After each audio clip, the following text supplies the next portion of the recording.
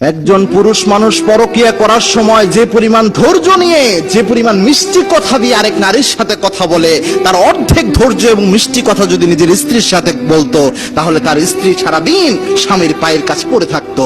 কেননা একজন স্ত্রী যখন দেখে তার স্বামী তাকে তুচ্ছ তাচ্ছিল্য করে, কোনো দামই দেয় না, কোনো খোঁজই দেয় না, দাসী বান্দির মতো মনে করে, তখন ওই স্ত্রীর মন থেকেও কেমন যেন মহব্বত আস্তে আস্তে বিদায় নিয়ে চলে যায়। একজন পুরুষ মানুষ বাহিরে যে পরিমাণ মিষ্টি কথা বলে, সেই পরিমাণ সুন্দর কথা যদি আর স্ত্রীর সাথে বলে, স্ত্রী কখনো খারাপ হওয়ার কথা নয়। একজন নারী বাহিরে যত সুন্দর কথা বলে, তার চেয়ে সুন্দর আচরণ যদি স্বামীর সাথে করে, ওই পুরুষও কখনো খারাপ হওয়ার কথা নয়। এজন্য আমরা সর্বশ্রেষ্ঠ আচরণ যেন পরিবারের মধ্যে দিতে পারি। আল্লাহর হাবিব সাল্লাল্লাহু আলাইহি ওয়াসাল্লাম বলেছেন, তোমাদের মধ্যে সর্বশ্রেষ্ঠ ওই ব্যক্তি আল্লাহর কাছে হয়ে যায় যে ব্যক্তি তার স্ত্রীর কাছে সর্বশ্রেষ্ঠ হয়। আর তোমাদের মধ্যে সর্বশ্রেষ্ঠ স্বামী সে আল্লাহর কাছে হয়ে যায় যে ব্যক্তি তার স্ত্রীর কাছে সর্বশ্রেষ্ঠ স্বামী হতে পারে। আমরা যেন এই আমলগুলো করতে পারি। আল্লাহ তৌফিক দান করুন।